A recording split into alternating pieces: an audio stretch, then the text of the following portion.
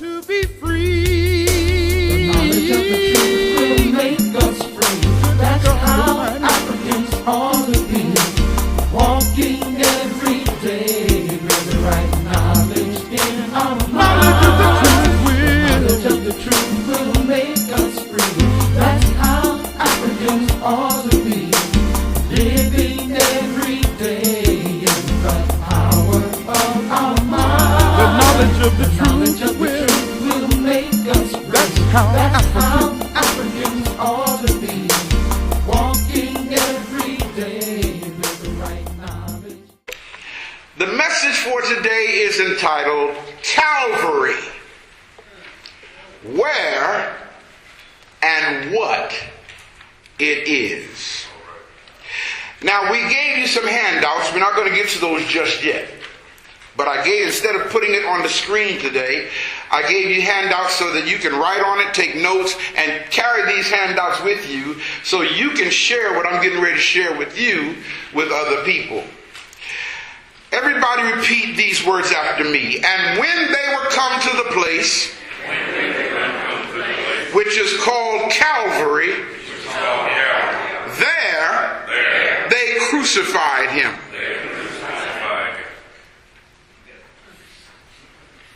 How many of y'all have ever heard of Calvary before?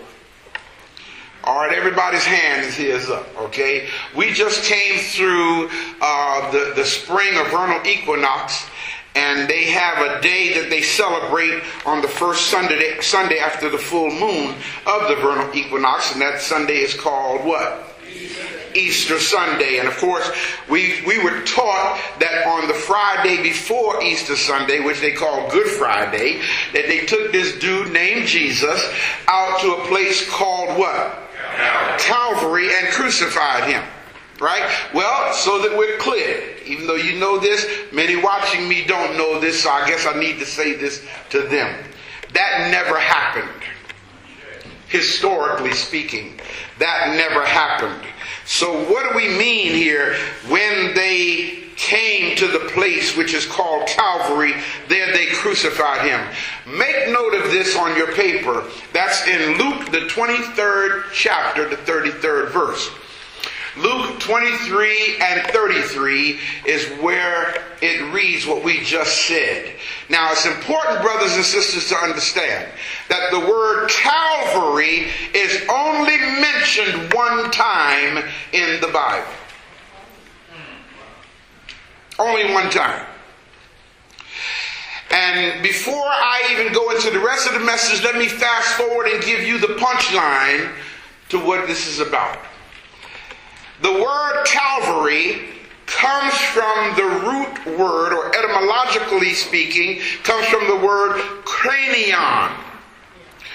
It's spelled Kranion. Cranion. What English word do you hear when I say cranion? Cranium. And I know some of y'all are pointing up here to your head, right? Well, in another passage, it says Golgotha. In place of the word Calvary, it says Golgotha. Golgatha.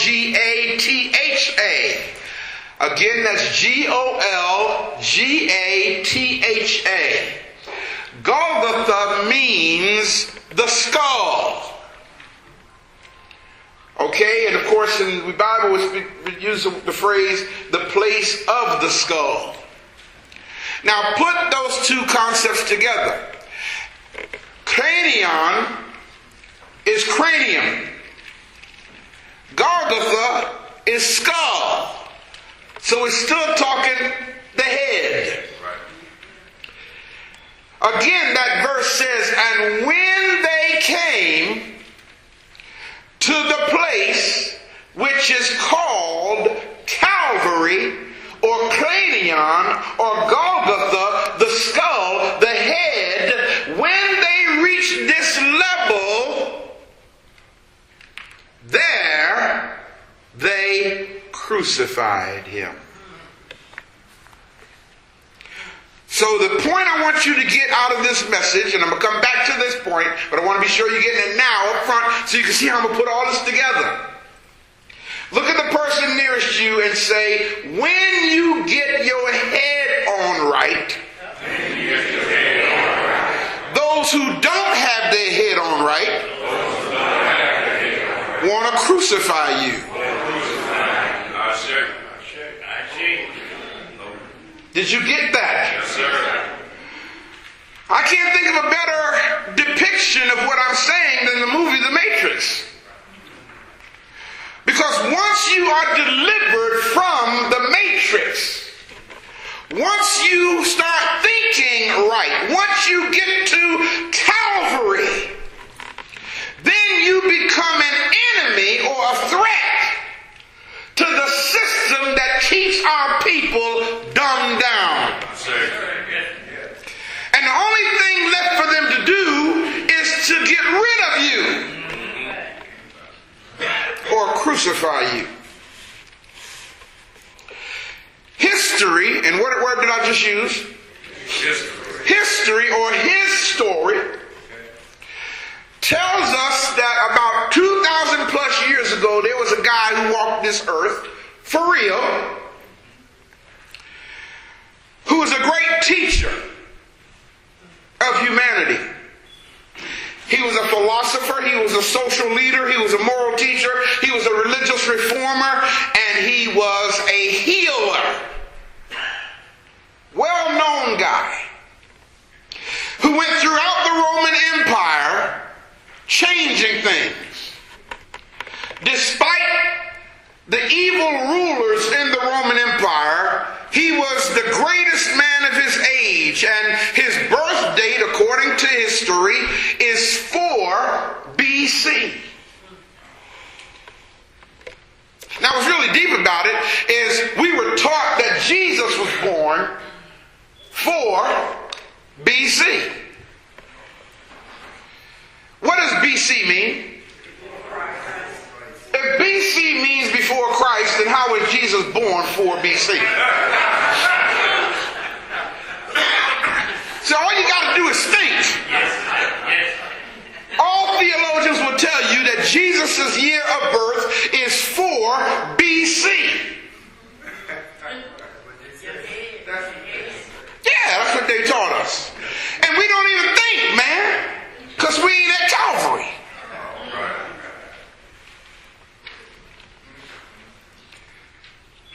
This person that I'm referring to was considered a Christ. What did I just say? Considered a Christ. He was considered a Mashiach. He was considered a Messiah.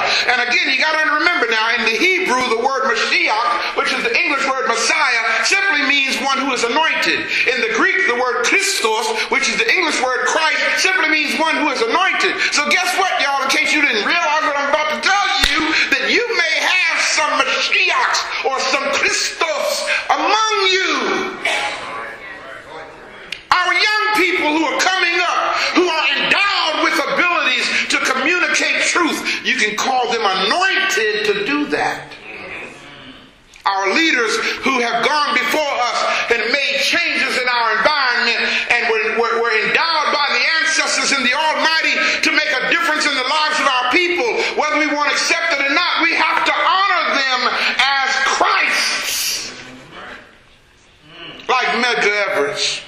Those names that we call every week, like Mary McLeod Bethune, like Sojourner Truth, Harriet Tubman, Frederick Douglass. These are people who were anointed by the Almighty to do wonderful things for us, or else we wouldn't be here today. So we have to honor these Christs who have preceded us. Am I making sense, y'all? Yes, sir. We have to understand that brothers like the Honorable Elijah Muhammad was a Christ. People want to demonize the man and say, well, y'all don't know about Elijah Poole. Many of us don't know about Elijah Poole. We just hear about Elijah Muhammad, and people are trying to bring up his criminal background and all of the things he did when he was Elijah Poole, like folk don't change. See, it's hard for you to understand that people can change if you haven't changed. That's right. Did y'all get that? I just preached a whole sermon in that one line. It's hard for you to understand that people can change if you have not changed. You take brothers like Malcolm X, who was a Christ. Martin Luther King, who was a Christ. Ray Hagins, who is a Christ. Oh, I don't mind telling you. If I don't know the truth about myself, what good is you knowing it? I gotta know that God has. That's why the theme I chose for this year's anniversary is He was born for this. Yes. This brother I'm talking about, who existed 2,000 plus years ago, his name was Apollonius. It's spelled Apollonius. Don't take my word for what I'm saying. Go look it up. Read about him.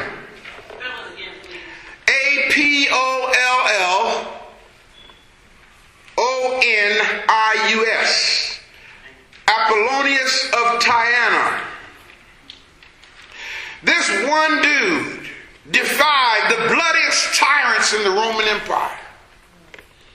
He went about making changes, and he was causing such a problem in the Roman Empire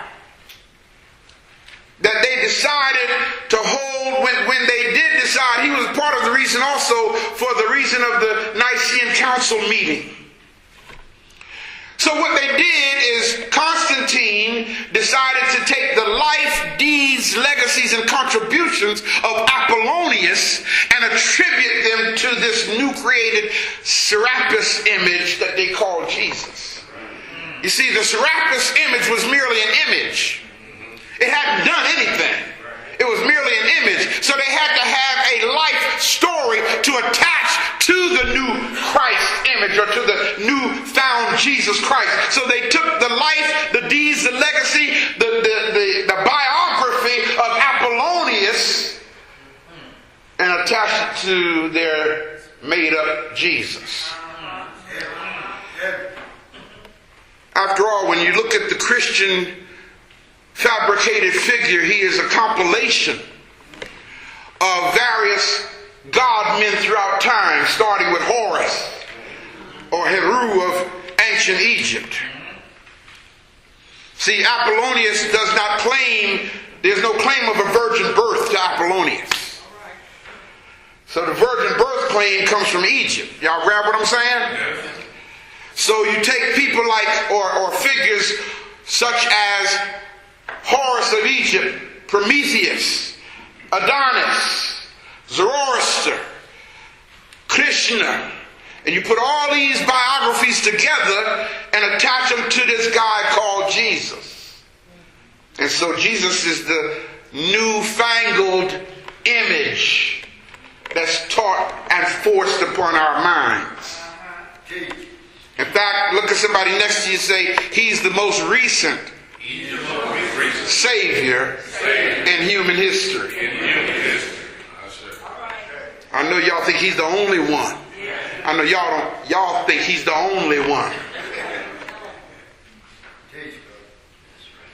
So what happens here is, after they attached the biography of Apollonius to this new created image that Constantine ordered into existence in 325, the Roman churchmen had the responsibility to literally go out and eliminate all traces of this guy called Apollonius from the minds of people.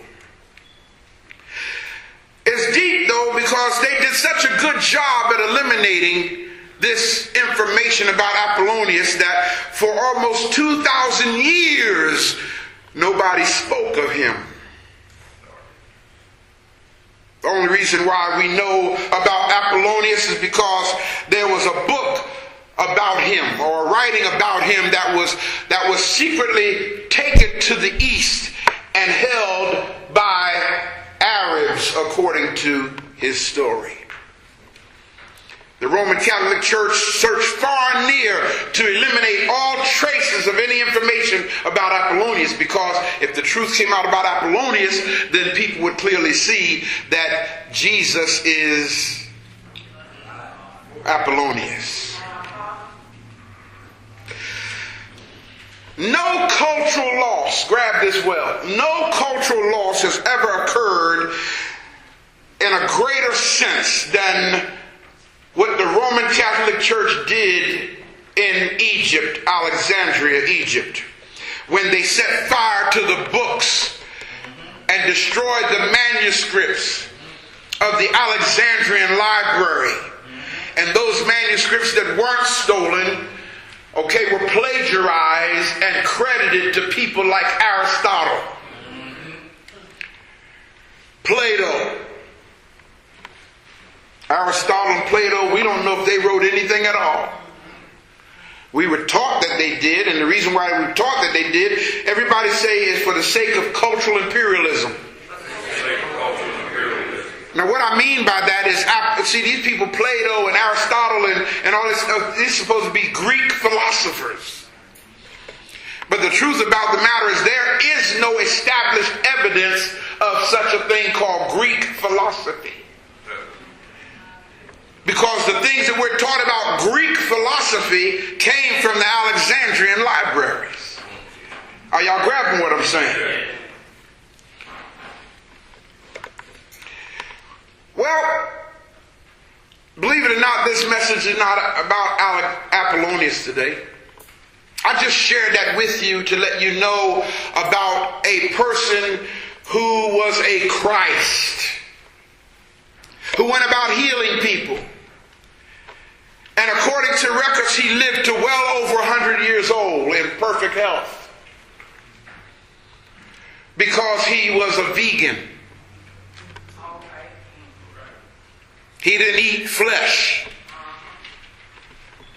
I knew I would get some kind of response from those who don't eat meat. But just like Apollonius and other Messiahs and other Christs were used of God for the elevation and spiritual development and empowerment of others, so can you, who are sitting right here listening to me, and those who are watching me, so can you be used of God for the empowerment of our people. But in order to be used of God, grab where I'm going now, in order to be used of God, there's some place that you have to go first. And that place is called Calvary. This is the message in the allegorical story of Jesus going to Calvary. Because he did not become, in the story, a resurrected Savior until after going to Calvary.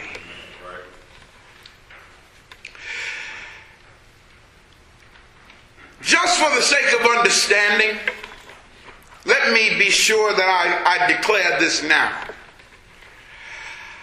I am not a student of metaphysics, nor am I a metaphysician. Did y'all hear what I just said? Yes. And the reason for that is because metaphysics is based in philosophical concepts and speculation.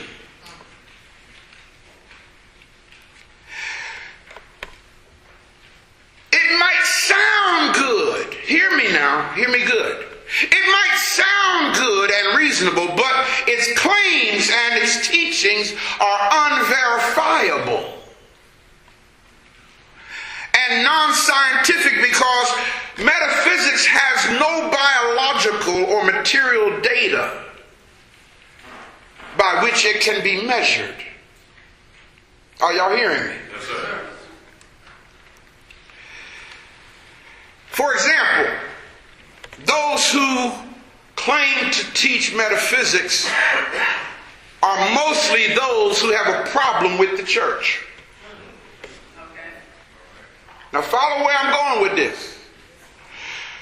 Most people who claim to teach and preach and promote metaphysical understanding, metaphysical awareness, will tell you that preachers are playing a game on people.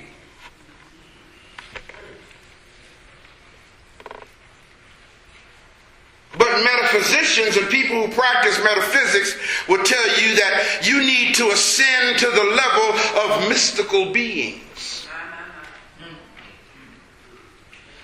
You need to learn how to meditate until you can transcend this realm of existence and get out there into the ethereal realm so you can telepathically communicate with ethereal beings. In other words, in order to have the power that you really want in your life, you need to learn how to operate in the ethereal realm. Not in this dimension, but out there, in that dimension, the fourth dimension. You know, there are fourth dimensional beings.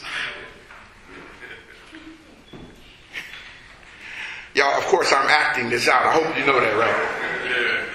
Don't think that Brother Ray is teaching what I'm saying. When I start doing all this and getting theatrical, I'm trying to tell you where these folk are at out there. And then they want you to get out there so that you can actually deal with non-physical entities. But then these same people will turn around and tell you you ain't got no business going to the church where the preacher says, come down here, let me lay hands on you and heal you.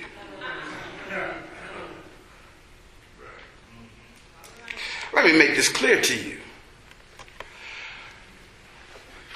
What's the difference? And I hope you don't think I'm attacking metaphysics. I'm just trying to get us to understand that, first of all, metaphysics is not even an African word. Metaphysics is a word that came from the so-called works of Aristotle. Aristotle did not even use the word metaphysics. In fact, the word metaphysics was used for the first time around the middle of the 16th century. Now grab how deep this goes. And we didn't use it. Europeans came up with this concept of metaphysical. And the Europeans came up with the concept of metaphysics because metaphysics means, meta means beyond. Physics means the physical. So when Europeans saw African spirituality, they had to label it. Are y'all grabbing what I'm saying? Yes, sir.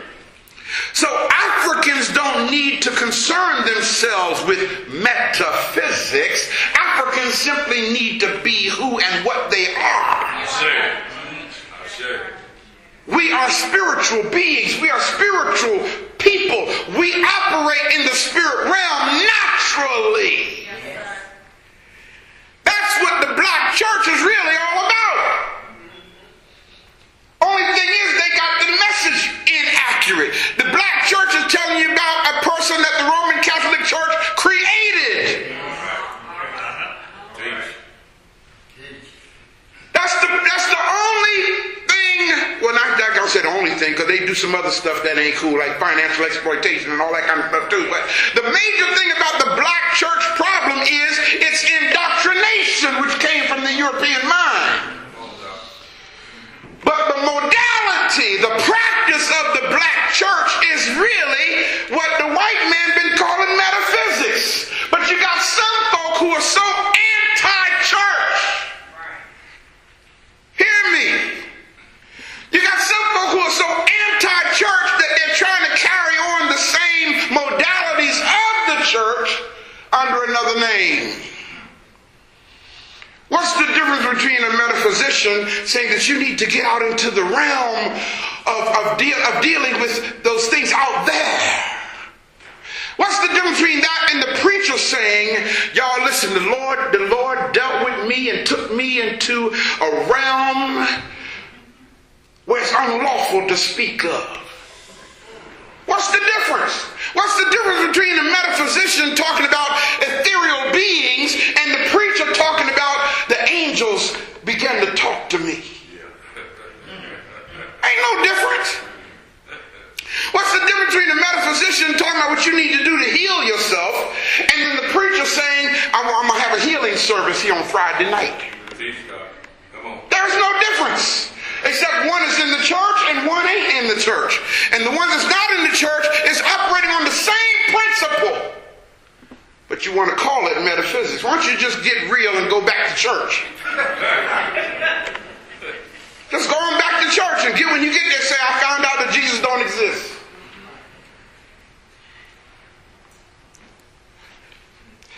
Ontological concepts.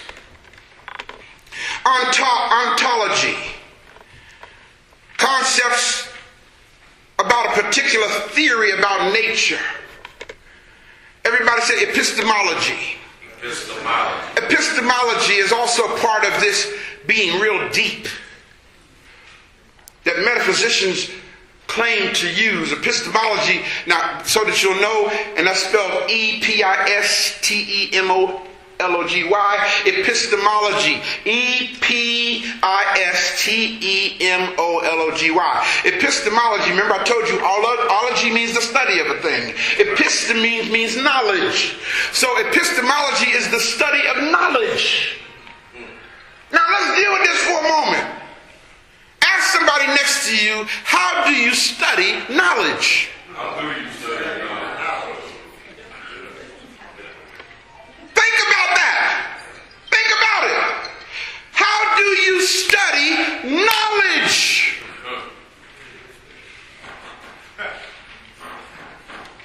So you got folk who are so deep that they're trying to know about knowledge. They're trying to study knowledge. Epistemology. What's the difference for a person who practices student of metaphysics to say, I'm studying knowledge? What's the difference between them and the preacher in the pulpit saying that the Spirit of the Lord is upon me? And He has given me the gift of knowledge, which is a spiritual gift in the book of Corinthians.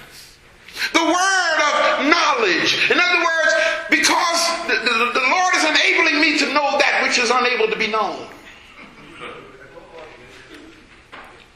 See, this is what the black church does, man. Are y'all grabbing this? Yes, sir. Yes, sir. So we look to the anointed preacher. Oh man, hear this. We look to the anointed preacher to give us a word. Have y'all heard these concepts before? Give us a word. In other words, we want the preacher to give us a word that we don't already have. So churches are packed because the man of God or the woman of God have a very special message from divine revelation. That's metaphysics. Everybody say a rose by any other name smells just as sweet. You can call a rose a stinkweed. It still smells good. Still a rose. You can call a rose a skunk blossom. It still smells good. So don't hide under another name and doing the same thing simply because you don't want to be a part of the church no more. Right. Now I ain't talking to y'all, I'm talking to those out here look watching me. Keep it real. Then you got those who are real deep and they get into astral projection. Have y'all ever heard this before? Yes, sir. Astral projection. This is when you meditate to the point to where you can leave your body and travel to other locations. Look at somebody next to you and say, why you want to do that?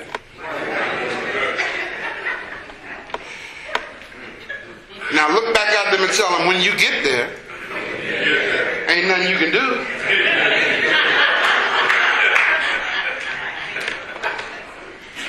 You can't pick up nothing. You can't speak because your mouth is back there where your body is. I mean, come on, God, keep it real. Everybody said, keep your feet on the ground. You see how deep we get, and we want to impress people with, I remember one day when I was in church, a preacher came, I was young, I was in my teens at the time, and he came and he said, the Lord took, he had this lady stand in front of him for prayer. He said, the Lord took me into your house last night. I saw the color of your carpet and everything. And she stood and said, hallelujah! Thank you! Now, even as a teenager, I'm sitting on the organ. I was a musician. I'm sitting on the organ saying, now, why did he do that? What was the sense of it? He wasn't physically there, but he astrally projected. And he was saying that, he didn't tell us what went on in her house. He just said, I saw the color of your carpet, and she lost it.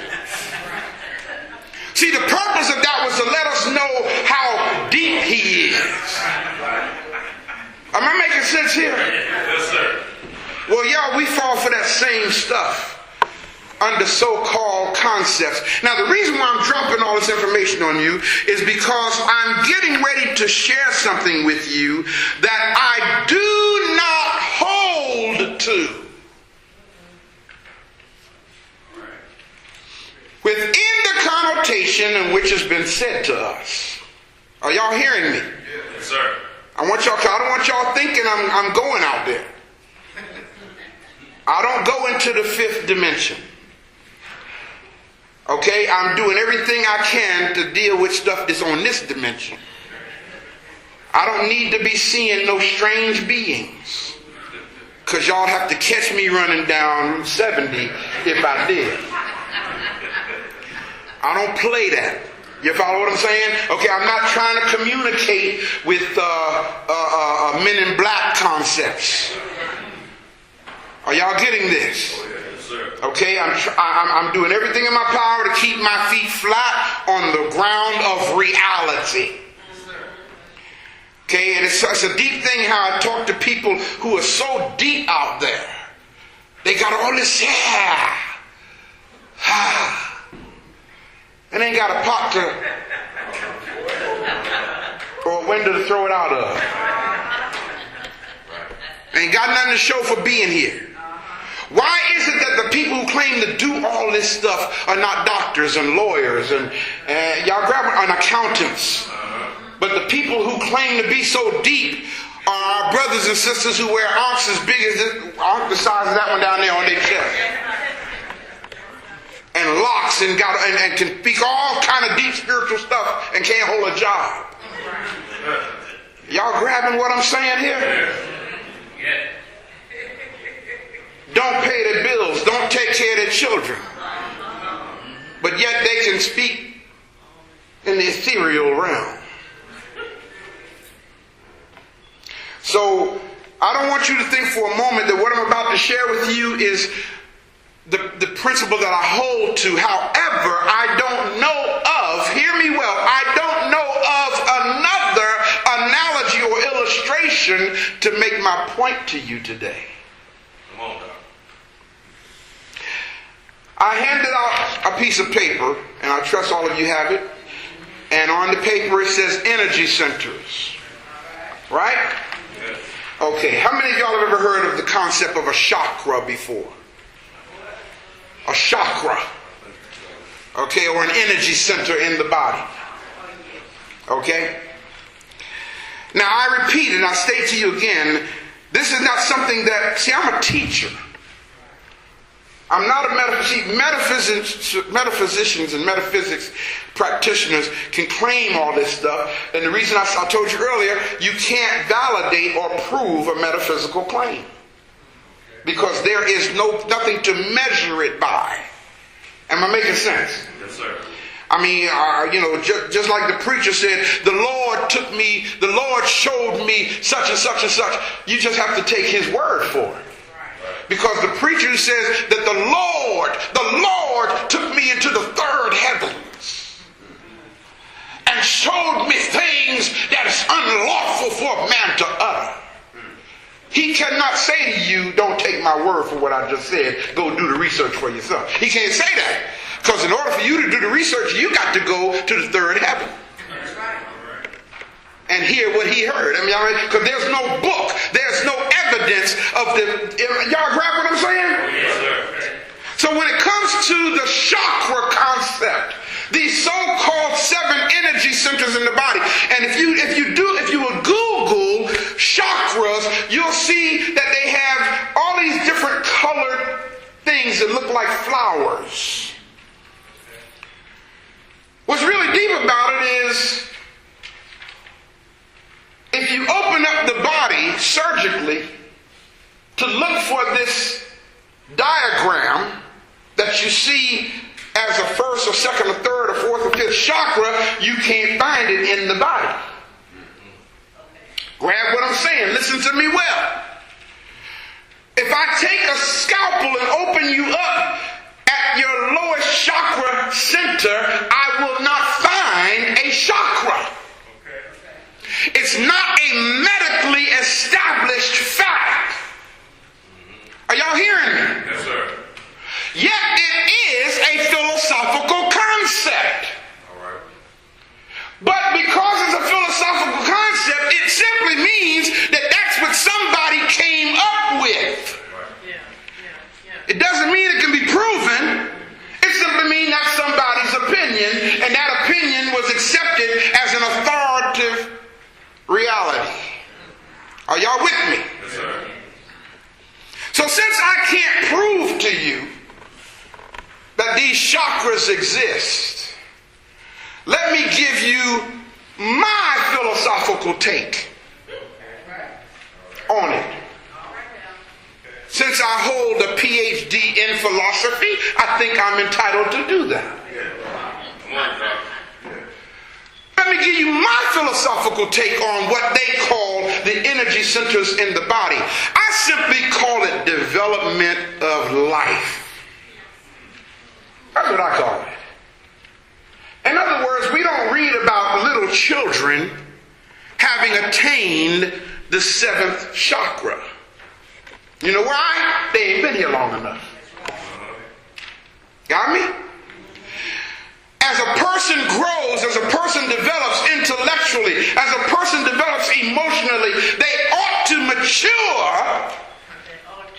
Notice I said they ought to mature as they develop and grow. So as you develop and grow, you should be ascending to a higher state in your lifestyle. That's my philosophical take on it. In fact, that's really what the message of the Sphinx is really all about. Think about it for a moment. How many, if you can see the picture of the Sphinx in your mind from ancient Egypt, you see this massive structure with the body of a lion and this massive head of a pharaoh on top of it. I mean, anybody ever seen pictures of the Sphinx before? If you haven't been there, you've seen pictures of it. Good. So you know what I'm talking about, right? If you haven't seen it, just Google it so you can see the image of what I'm talking about. You see this massive head of a pharaoh on top of a body of a lion. And what is that supposed to mean? Are they sexy? Because folk who are not developed in their thinking think that was some kind of ancient alien being. No, it's not an ancient alien being. That's our ancestors' way of saying to us that your animal nature should never be higher than your intellect. Are y'all grabbing this?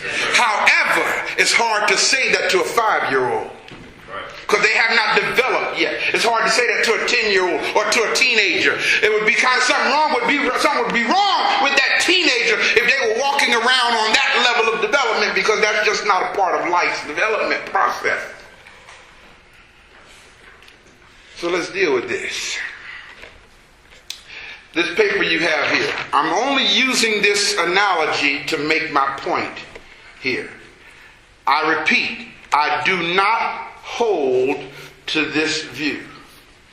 Are y'all grabbing me? Yes, sir. And the reason why I don't hold to this view is because I cannot open up your body and show you any one of these chakras or any one of these energy centers. I can't do it. And any images that you see of a first, second, third, fourth, fifth, sixth, and seventh chakra is somebody's philosophical concept. It is not a fact that can be validated.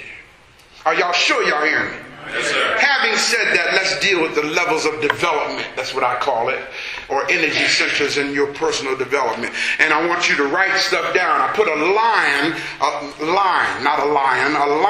on the right side of each one of these points for you to write on. So let's deal with these 7 levels. Now, in ancient Egypt, they had this thing called the uraeus. That's, if y'all ever seen it, it's the headdress with the snake up here in front. The Druids who had studied ancient Egyptian philosophical thought, which were Europeans from Ireland, who studied ancient philosophical thought from ancient Africa, wore the headdress of the uraeus. Are y'all grabbing this? Yeah. Okay? And so when y'all hear of, what's this dude? St. Patrick, thank you.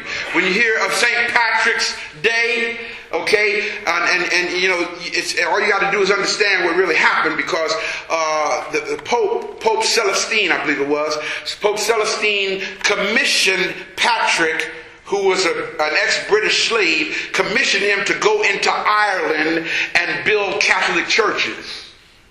Grab how deep this goes. Okay? Now, Patrick is credited for driving the snakes out of Ireland. You got this? Think, people, think. Come up here and think and say, now why would the Catholic Church make a man a saint for driving snakes out of Ireland? He didn't drive snakes out of Ireland. What he did is he went in and conquered or destroyed or killed hundreds of thousands of people who had taken on and understood the ancient African philosophical system of Ma'at. Who these Irish people were wearing the headdress with the uraeus up front. And they would not accept Patrick's mission to set up Catholic churches, so the Roman Catholic Church went in and killed them. Right. Yes, sir. Okay. Yes. And because he killed them and slaughtered these people who would not take on the ways of the Roman Catholic Church, Pope Celestine coronated and made Patrick a saint. Because he set up over 300 Roman Catholic churches in Ireland after getting rid of the Druids, who wore the uraeus on their heads. He didn't drive snakes out. He killed out the people who wore the uraeus headdress. Am I making sense here? Yes, sir. Yes. Okay, so y'all remember that when they jump up on St. Patrick's Day, okay? Remember that. Don't let your children make these little, what they call those shamrock things or whatever, dress up in greens and some of the little leprechaun. You need to understand where that whole concept, there were no leprechauns. There was a twa. Little short African people who had migrated to that part of the world, who had that knowledge, who were considered magicians by the ignorant. And they call them leprechauns, magically delicious. Got your children eating, what is it, Lucky Charms? Magically delicious. Little leprechaun. No, there was no leprechauns. They were Africans, twa. Man. Okay, on your paper, the bottom circle there is called the first or lower base energy center, or the root energy center. I want y'all to write this word on the line next to it. Sefekt. Sefekt. It's spelled S-E-F-E-K-H-T.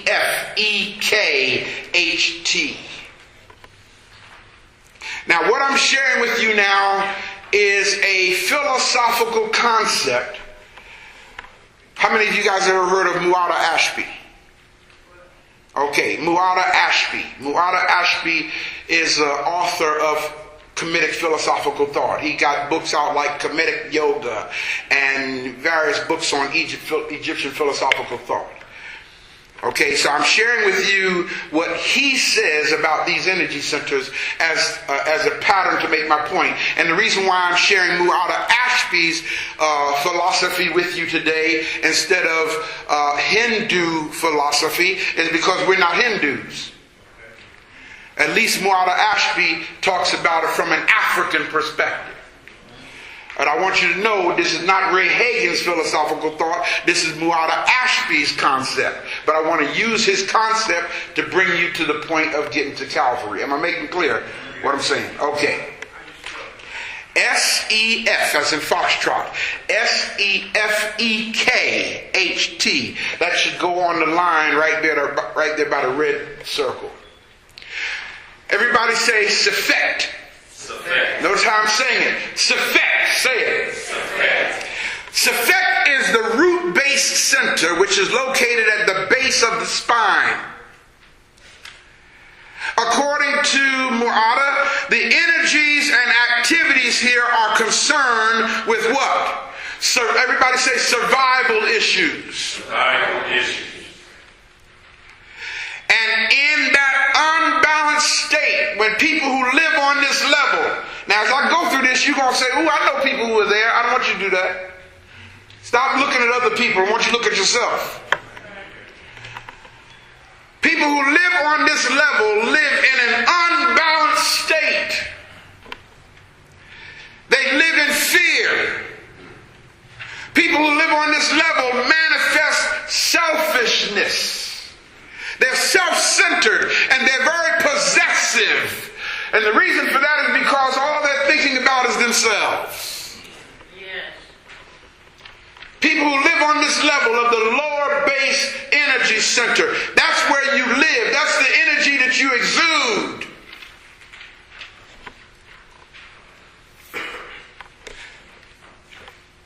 And of course, the symbol for this lower base level is the coiled snake, known as Apopis. Apopis, A-P-O-P-I-S, in ancient Kemetic thought is known as the enemy of Ra, or the enemy of God. So in essence, when you live on this level, you are completely operating on the lowest level of existence. You might dress up and look good on the outside, but you're living on the lowest level of existence. Your thinking is in the gutter. Your thinking, you're always concerned with, where's your boyfriend at? Where's your girlfriend at? Who are they with? What are they doing? Because that's where your thinking is, on that low level. You become very possessive. You become very selfish. And you live in fear of the fact that things ain't going to work out for you. Am I making sense? Yeah, buddy. This area is expressed through what is called dormant and uncontrolled, everybody say uncontrolled, sexual energy. So our prime task at this level of development is to move ourselves to the next level and stop thinking that the entire world or everybody lives on this level like you do. The next level, going up to the orange circle, is called in ancient Egypt Tek, spelled T-E-K-H. So next to the orange circle, write that word, T-E-K-H.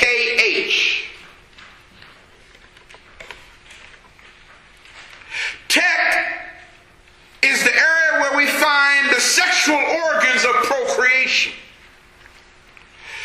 Now, if controlled, grab this well now, if controlled by the higher energy centers, then right energy is absorbed in this area. Now, what organs did I just tell you is associated with this? Your sexual organs, right? So if you're living on a energy level, grab how deep this goes. If you're living on a higher energy level, when you involve yourself in sexual activity, you are able to literally plant seeds of a genius. Hearing me? When you're living on a higher energy level, you're not engaging in an animalistic act, but an act of procreation. You realize that you're actually procreating or recreating the energy level that you're living on. So therefore, when you give birth, men, women, when you give birth, when you have a child, if you're living on a high energy level, you give birth to Christ instead of delinquents. Are you grabbing what I'm saying? Yes. But you have to be on a higher energy level. You have to be on a level to where you're not controlled by sexual energy, but you engage in sexual activity for the purpose of creating oncoming masters.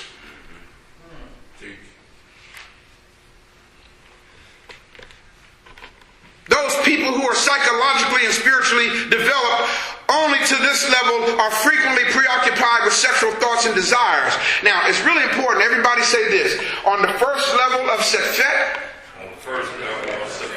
of Sefet and Tek, you are not a threat. You are not a threat to anyone. Let's look at the third level. Next to the yellow circle, just to the right of the yellow circle, write the word Ab, A-B. This level is in the area of the solar plexus. And this is the area that gives you the sense of power, a sense of will. How many of you in here know anything about martial arts? Cool. If you know anything about martial arts, you were taught that this is the area of your chi. Your chi is your power. And if you notice, when you're doing your katas and your evergreen and your forms, you bring your chi in right here into this area.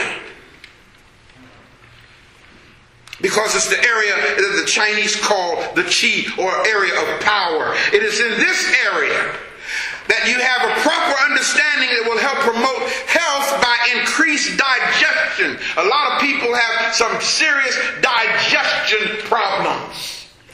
And the reason for that is because this area that called the ab is out of balance. Stuff ain't moving through your digestive system the way it ought to, because you're not in balance in this area of your energy center. The result of getting imbalanced, from this is you will develop a prerequisite for higher spiritual advancement. Now, on this paper, just above this third level called ab, you see where I have a stitch line there. Do you see that? Yes. Okay, now what that means is most of us are living on these three levels I just talked about. Most of us have not ascended higher than these three levels of Sefet, Tek, and Ab.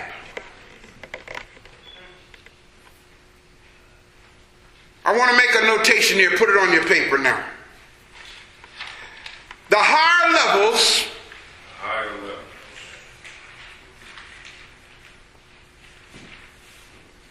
are necessary for the evolution to spirituality. When you're living on those three lower levels, you ain't spiritual. You ain't about to be spiritual. So in order for you to go to the higher levels of spirituality, you must now move to the next levels. And the fourth level that you see there on your paper, where the dark green circle is, just above the stitch line, is called Kepper. Write that on the right side of that green circle. Kepper. K-H-E-P-E-R. Kepper. And for those of you who don't know, the word Kepper word simply means new beginning, new birth. In fact, it is at this level that the ancient Egyptians felt that you are now being born again. So in other words, how many of you remember the story in the Bible where Nicodemus came to Jesus and Jesus said, you must be born again? The analogy there is that the teacher is telling this brother, you got to ascend to a higher level of living than where you are. You worried about material things. You worried about your position in society. Okay, you worried about your friends and your neighbors. You worried about all that kind of stuff. You worried about what shoes you gonna wear. You worried about how your hair gonna look and getting your hair and your nails did. That's all the three lower levels what I'm talking about. You worried about all this mess that don't even matter. Where you standing in the mirror for a whole hour trying to coordinate. Okay, so in order for you to be born again, you got to go to higher levels. This fourth level, known as Keper, is in the area of the heart. Now notice, connect the dots here. I told you the name of it is called what? Keper. When the sun rises in the morning, it is called Keper Ra. Meaning a new day, new birth. Are y'all grabbing this?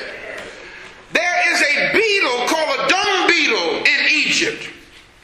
What the dung beetle does is he finds some manure and he rolls it into a ball which represents the sun, and he lays his eggs in that ball of dung. That beetle is called the Keper. Meaning this is the way of new birth. So when its eggs hatch, it is being born out of manure. Are y'all connecting this? Yes, sir. So the new birth is Keper. Being born again is Keper. Coming to this point in your development is called Keper. You are born again by ascending to this point in your development, the area of the heart. And that's why Christian preachers say, when you ain't born again if your heart ain't right. Because this is in the area of the heart. How do you know if a person's been born again? Because their heart changes. It is in the area of Keper. Oh man, grab this. It is in the area of Keper that you honestly stop thinking so much about yourself. And you start putting more attention on what's best for others and those around you. Am I making sense, people?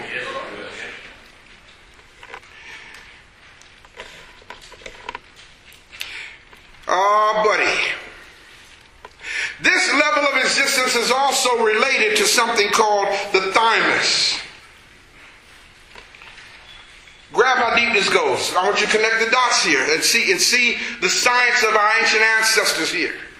The area of Keper is the area of the heart. It is also connected to the thymus, which is just above the heart, a gland in the body. Now, the deep thing about the thymus gland, how many of you ever heard of the thymus gland before? The thymus gland is a very important gland in the body. You know why? Because the thymus gland is the gland in the body that manufactures and produces what is called T cells. It's the T cells in your body that help you to stay strong and fight off diseases. When your T cell count weakens, your immune system becomes compromised. So grab how deep this goes. People who are not in proper balance in the area of Keper, these are people who get sick a lot. These are people who are constantly dealing with colds and URIs, upper respiratory infections, because they're not in balance in this area. They're not balanced here as they ought to be. So things are not right in their immune system. Am I making sense, people? Yeah, buddy. When you're not right in this area, you engage in self-destructive behavior patterns. You get involved in self-defeating activities. You get involved in toxic relationships.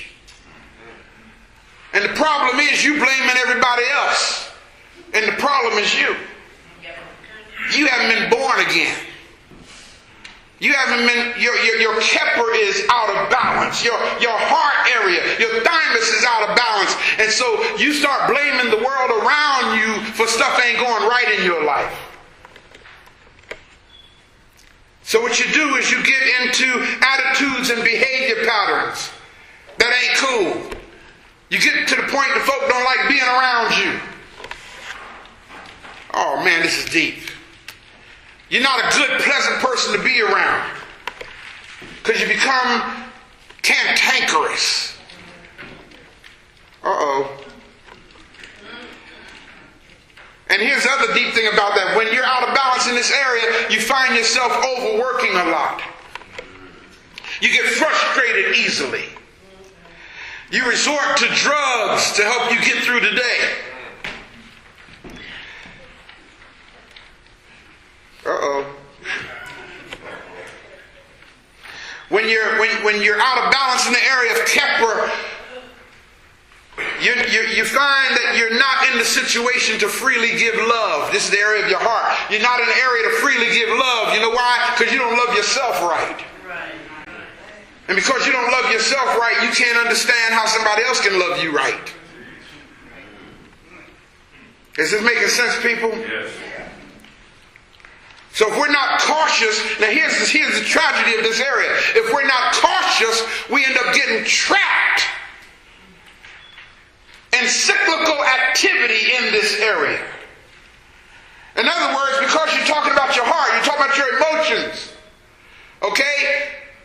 You giving off negative energy, so the person you're giving off negative energy to responds to you with negative energy, and you're looking for positive energy, but they can't give you positive energy because you're giving off negative energy, so they give you negative energy back, which means you respond with negative energy, and you start this cycle going. And it's like, well, how do we get out of this? How do we heal ourselves from this situation? I'm waiting for you to treat me right, and he waiting for you to treat him right. Oh man, because your keper is out of balance. So then you start saying, well, we got a problem. Everybody say, ain't no we got a problem. Ain't no we got a problem. Say, me got a problem. Me got a problem.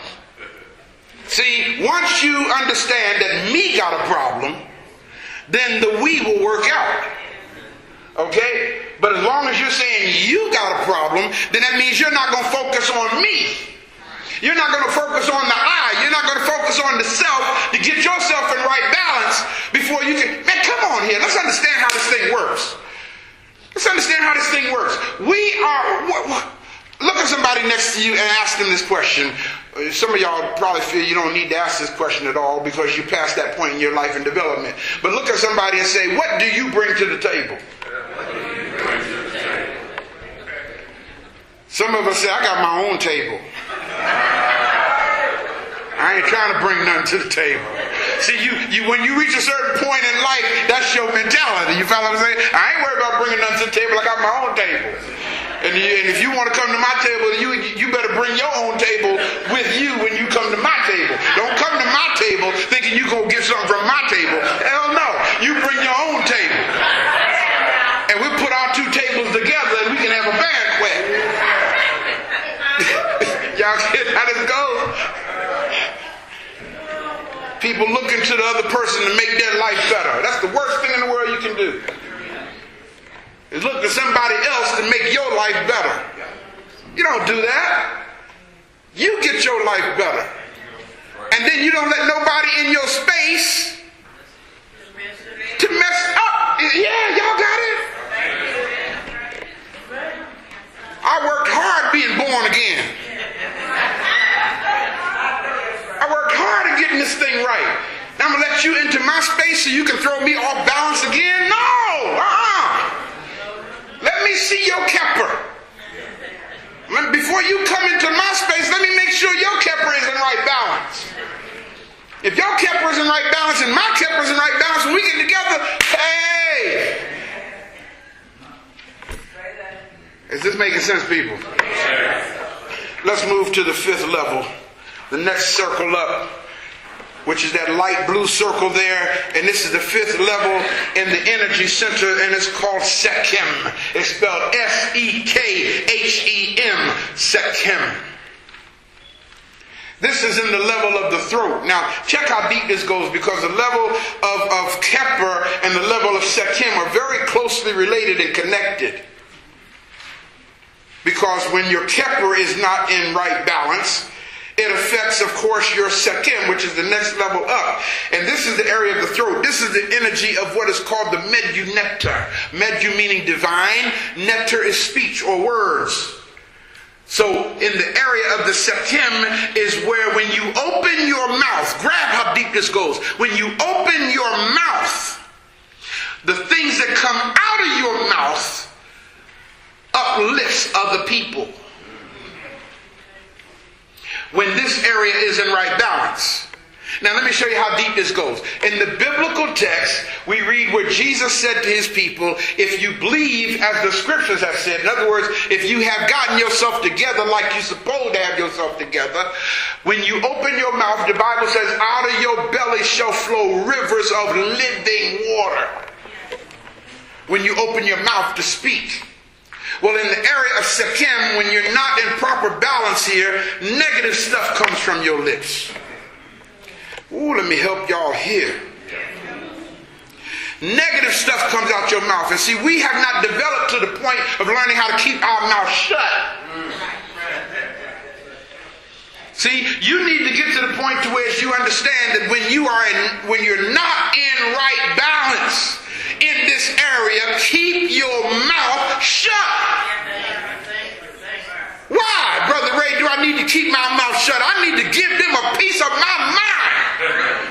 You need to keep your mouth shut simply because words are like bullets. Once they leave your lips, you cannot pull them back. And see, what we want to do, man, is we want to let people know what we really are right now. Not thinking about the fact that some words don't just put a hole in your chest. Some words decapitate you. And once you say stuff that cuts somebody's head off, then you calm down and you want to say, I'm sorry. Look at somebody and say, once you decapitate a person, I'm sorry, don't mean squat. Don't mean squat.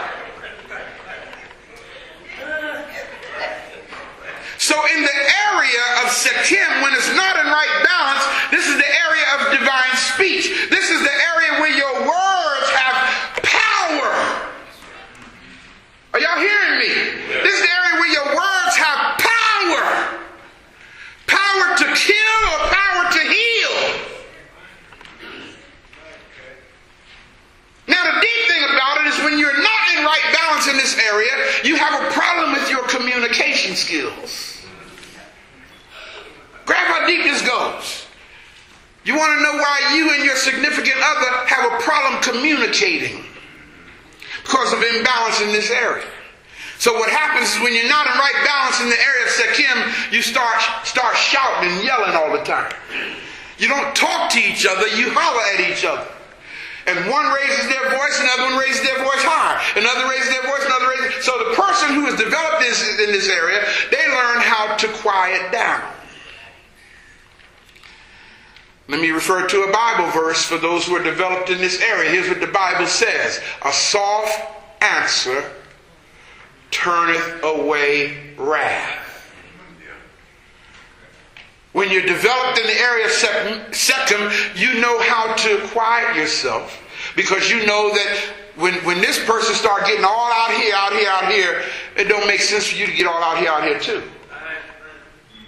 Now grab how deep this goes. Because see, sisters, brothers, hear me well. Sisters know just what to say to make a brother go ballistic. God, the universe, the ancestors has given y'all the gift of saying exactly what me. See, and since we brothers can't keep up with you in that area, when you say things that you make our fist ball up. Because see, we don't know how to come back at you in the area of Second because you are better at that than we are. And y'all can say it with and you put your hand and get that net going and everything with it.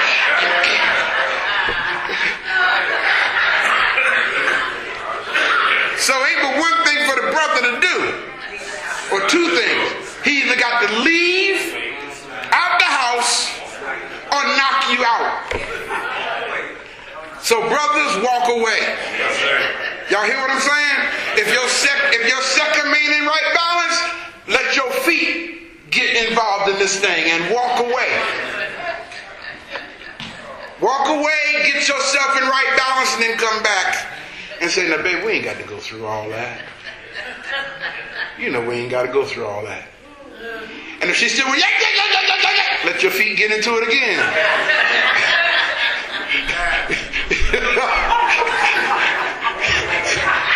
Come on back later. Baby, I done told you we don't have to go through all that. After a while, she'll start calming down. She start again. Then let your second say, baby, you sound like you want to be by yourself. All right, we're going to try this one more time. Okay? And when her brain hears that, she says, yeah.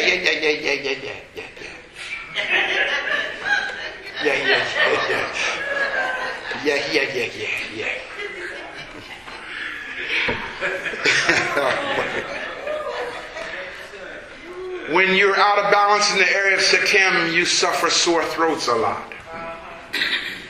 You're hoarse a lot because your communication vehicle is messed up. Let's go to the next level so I can close this. The sixth level is called Mer. That's the second circle down from the top. It's called Mer. It's spelled M-E-R. This is known as the area of the third eye.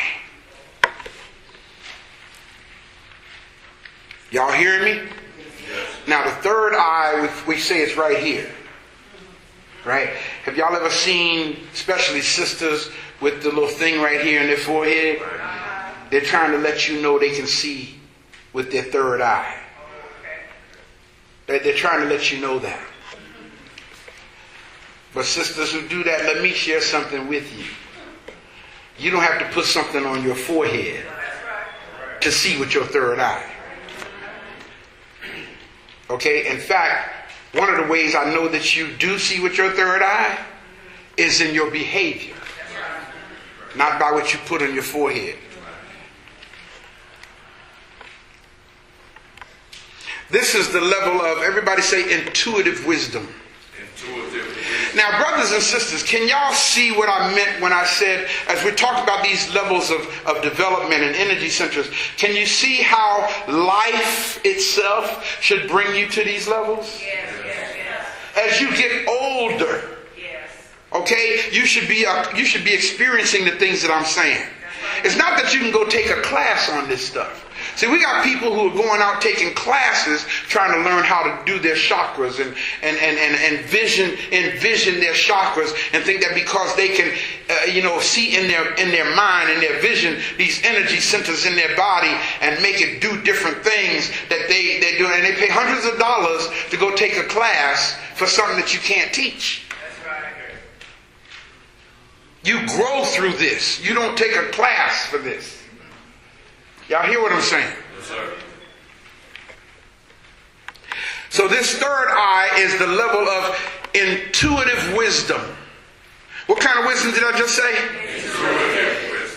Intuitive wisdom. Not intellectual wisdom. Intuitive wisdom. Intuitive wisdom means that you have reached a point in your growth and development that there's some things you just don't even have to think about. Your intuition tells you, Your intuition tells you, okay, yes, Your intuition speaks when you encounter a thing or a person. Your intuitive wisdom kicks in and tells you, this person ain't cool. No. You know, your intuitive way. See, a lot of the elders now, y'all get, you know what I'm saying? As we get older in life, we grow through these stages. You get to the point to where as you start meeting people, and when people approach you, you can see right through their mask. Can I get an ashe? You can see right through their mask, and they come to you, and you try to present themselves to you for their hidden agenda. But your intuitive wisdom enables you to see through that mask, and you still cordially say, well, it's good meeting you.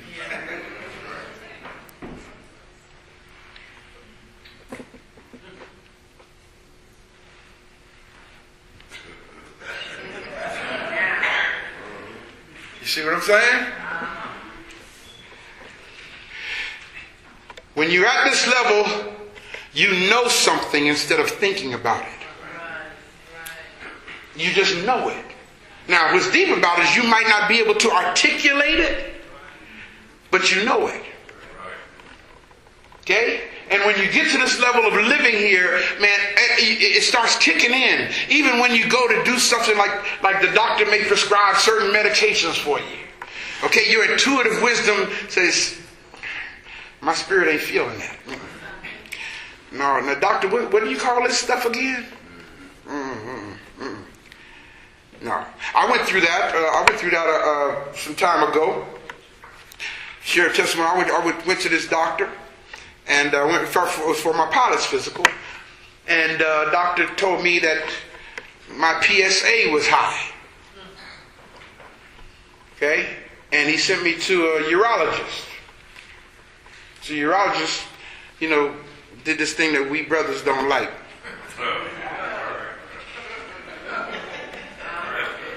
And he had big hands too.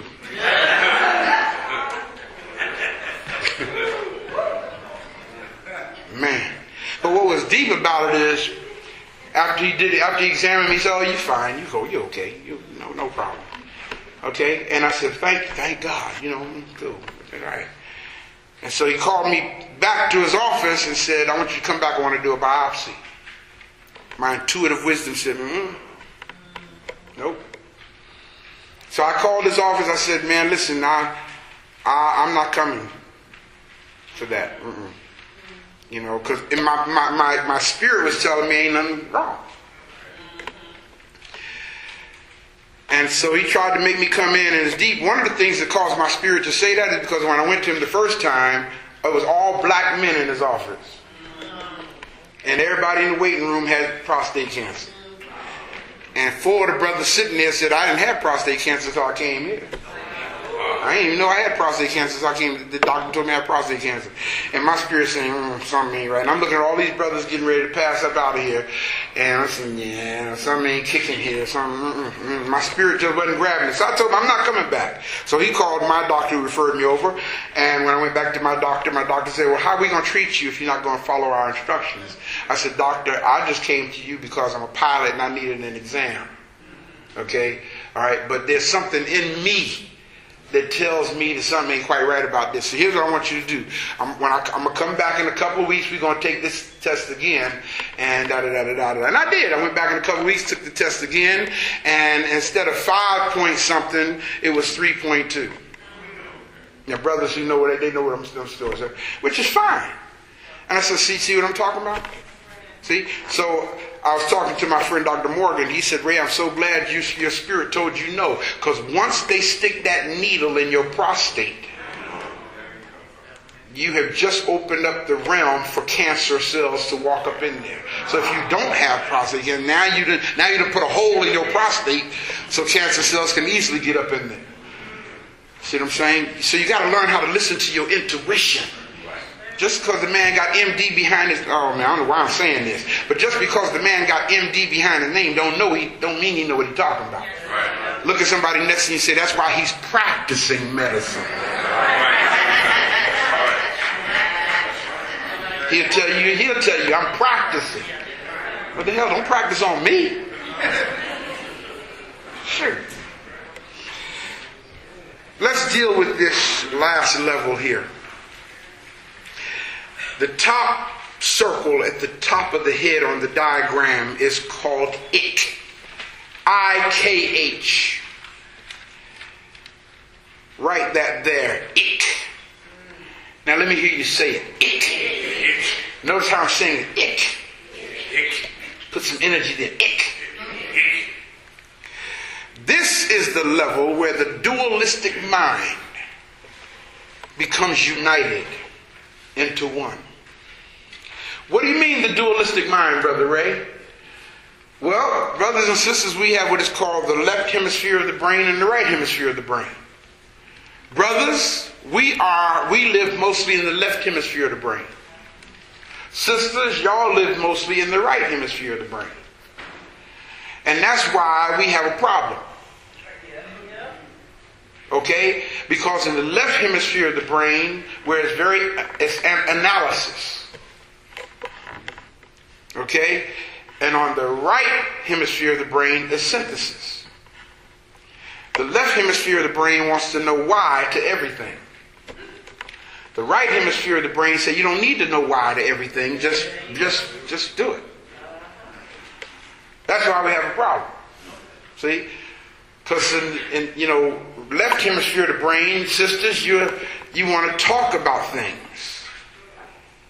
In the right hemisphere of the brain, sisters, y'all want to talk about things. And the brother in the left hemisphere of the brain is saying, what do you want to talk about? So sister, in the right hemisphere of the brain, you say, I don't know. I just want to talk. So the left hemisphere of the brain says to you, well, how are we going to talk if you don't know what you want to talk about? So when you know what you want to talk about, come back and we'll talk. And then the right hemisphere of the brain where emotions are, sisters, y'all say, see what I'm talking about? You don't listen to me. Right hemisphere of the brain says, what you mean I don't listen to you? I asked you, what do you want to talk about? You get what I'm saying? Left hemisphere of the brain wants to know why I got to break it down this way. Why it's got to be done this way. And so when you reach this point of it,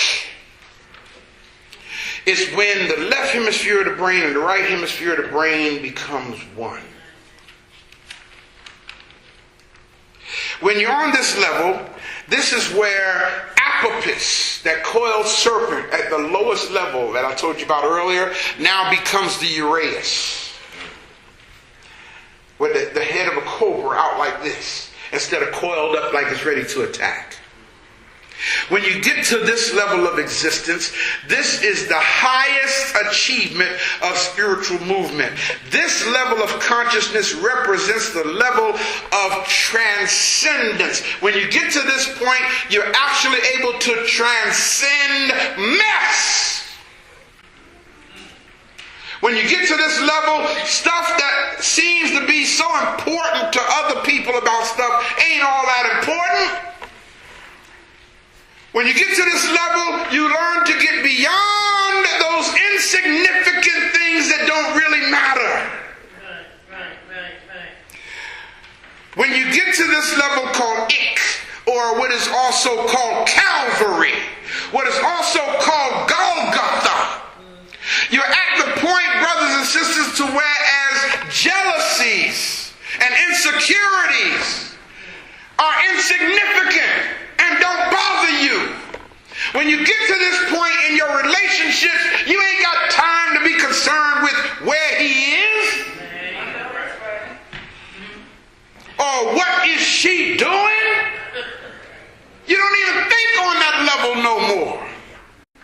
Because you are at a higher calling now. When you reach this level called it, now mind you, don't think that you go to these levels and forget the other levels. Okay, all of these levels are to work in proper harmony with each other. You don't move to one level and forget about the other one, and then move to the next one and forget about the other one. No, as you move to these levels, all of them should be in proper alignment and harmony with each other, but they should all be controlled by it, or Calvary. When you reach the level of it, you're not confined to the thinking of the way they want you to think. You're not locked into suppositions. You're not locked into what people say things are supposed to be. Well, you're supposed to do something. Who says who? Where's that written at? Who told you that? When you reach the level of it or Calvary in your development, this is when you start thinking outside the box. You're not confined in your thinking when you reach the level of Calvary or it. And when you reach the level of Calvary or it, then you become a threat to the establishment because you're able to see past the illusions that they give you. Am I making sense, people? I remember in the movie The Matrix, Neo asked the question. He said to Morpheus, he said, "Why are my eyes hurting?" And Morpheus said, "Because you've never used them before." Everything that's in your mind is what was put there by the Matrix. Everything in your thought processes is what was put there by the Matrix. Now you're disconnected from the lie. Now you're disconnected from the program, and you're able to see things as they really are. Are y'all grabbing this? Yes, sir.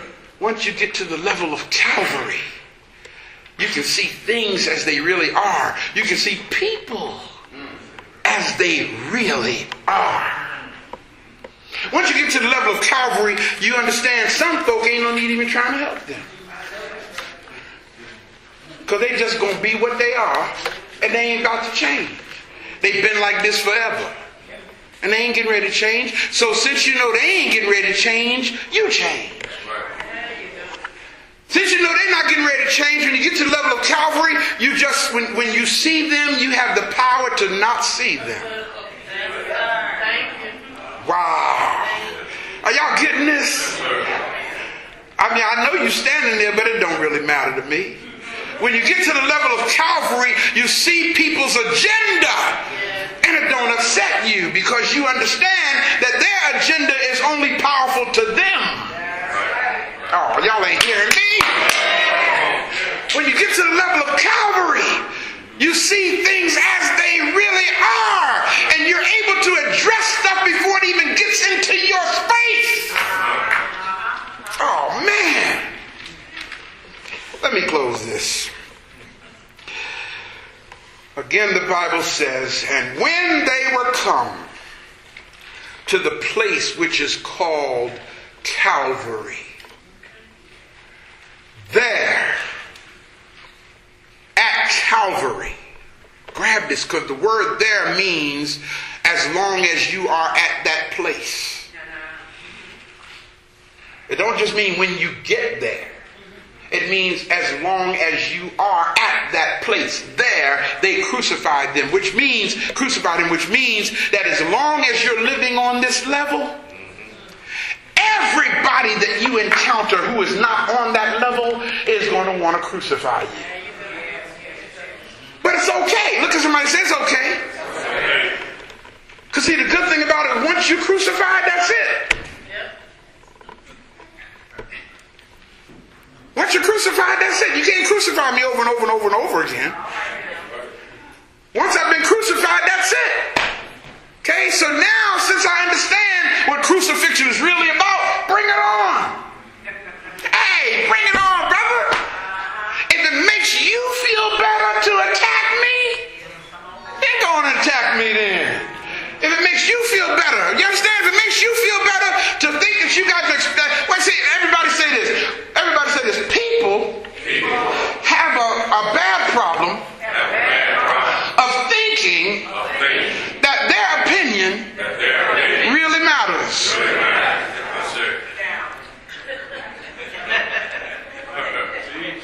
See, so you get to the point to where once you get to Calvary, you let them express themselves. And people go off. I had somebody say to me the other day, "You're really beside yourself." I said, okay. If that's how you're entitled to think that if you want to. You're fine. Go ahead, think that. I thought that was going to calm them down. It only made them more angry. people who are out of balance say stuff to throw you off balance. And when they see that they're not throwing you off balance, oh man, y'all hear this? When they see they ain't throwing you off balance, then the attack gets deeper. And when the attack gets deeper, you know what you do? You just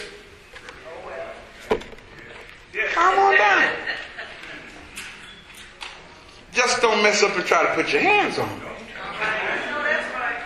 You know, say whatever you want to say, think whatever you want to think.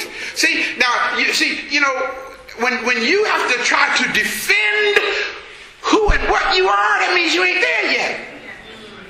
You ain't there yet. Because you actually allowing what they think to affect what you think about yourself. Oh, y'all ain't hearing me. Oh, man. So go on and crucify you. Let them crucify you. That's okay. When people want to do that to you, it only lets you know that you have ascended. Because if you were on their level, they wouldn't be going through all that. That's right. Am I making sense? Yes, sir. Ashe.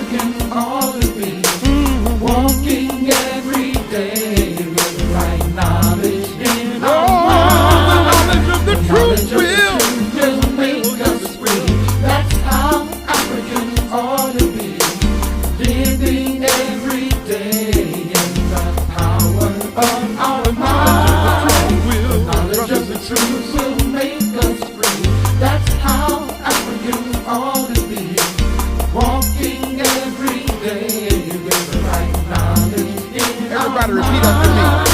I gotta